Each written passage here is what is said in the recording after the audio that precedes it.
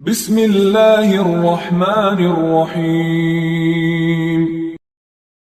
ابو سلمہ بن عبد الرحمن نے خبر دی کہ ابو ہریرہ رضی اللہ عنہ نے کہا، تم لوگ کہتے ہو کہ ابو ہریرہ رضی اللہ عنہ تو رسول اللہ صلی اللہ علیہ وسلم کی احادیث بہت زیادہ بیان کرتا ہے، اور یہ بھی کہتے ہو کہ مہاجرین و انصار ابو ہریرہ رضی اللہ عنہ کی طرح کیوں حدیث نہیں بیان کرتے۔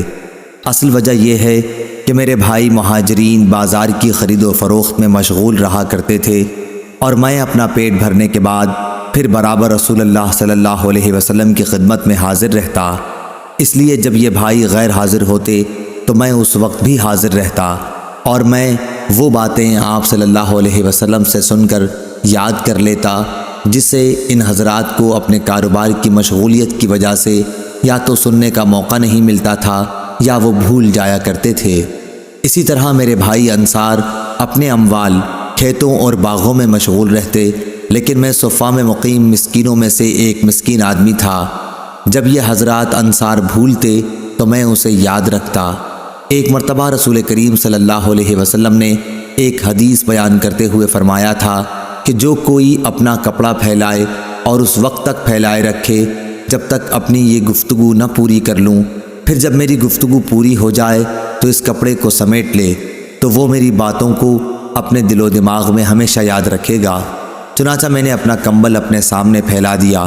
پھر جب رسول کریم صلی اللہ علیہ وسلم نے اپنا مقالہ مبارک ختم فرمایا تو میں نے اسے سمیٹ کر اپنے سینے سے لگایا، اور اس کے بعد پھر کبھی میں آپ صلی اللہ علیہ وسلم کی کوئی حدیث نہیں بھولا۔ صحیح بخاری حدیث نمبر 2047۔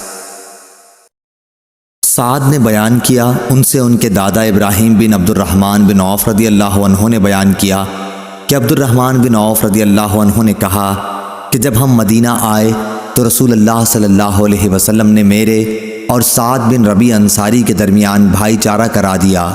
سعد بن ربیع رضی اللہ عنہ نے کہا کہ میں انصار کے سب سے زیادہ مالدار لوگوں میں سے ہوں، اس لیے اپنا آدھا مال میں آپ کو دیتا ہوں، اور آپ خود دیکھ لیں کہ میری دو بیویوں میں سے آپ کو کون زیادہ پسند ہے، میں آپ کے لیے انہیں اپنے سے الگ کر دوں گا، یعنی طلاق دے دوں گا۔ جب ان کی عدت پوری ہو جائے تو آپ ان سے نکاح کر لیں۔ بیان کیا کہ اس پر عبد الرحمن رضی اللہ عنہ نے فرمایا، مجھے ان کی ضرورت نہیں، کیا یہاں کوئی بازار ہے جہاں کاروبار ہوتا ہو؟ سعد رضی اللہ عنہ نے سوق قینقاع کا نام لیا۔ بیان کیا کہ جب صبح ہوئی تو عبد الرحمن رضی اللہ عنہ پنیر اور گھی لائے۔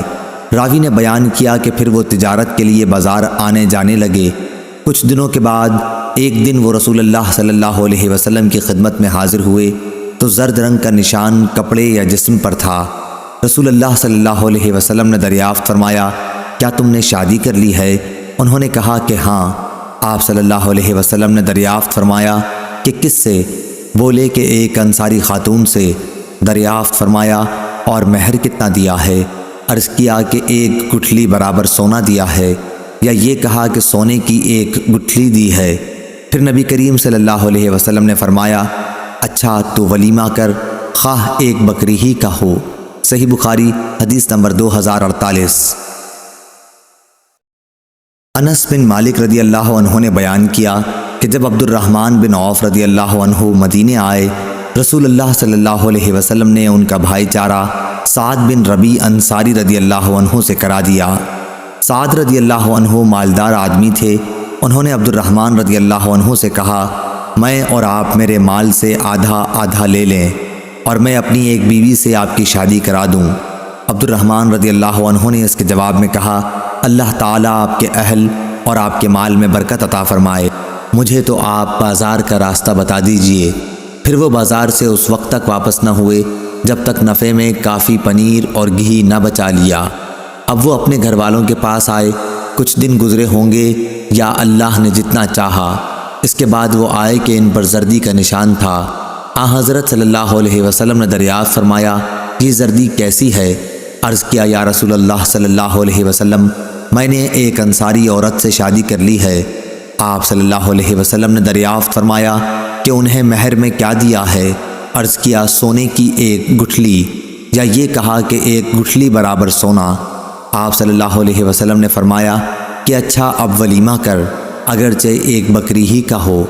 صحیح بخاری حدیث نمبر 2049۔ سفیان بن عینہ نے بیان کیا، ان سے عمرو بن دینار نے، ان سے ابن عباس رضی اللہ عنہ نے کہ عکاظ، مجنہ اور ذوالمجاز عہد جاہلیت کے بازار تھے۔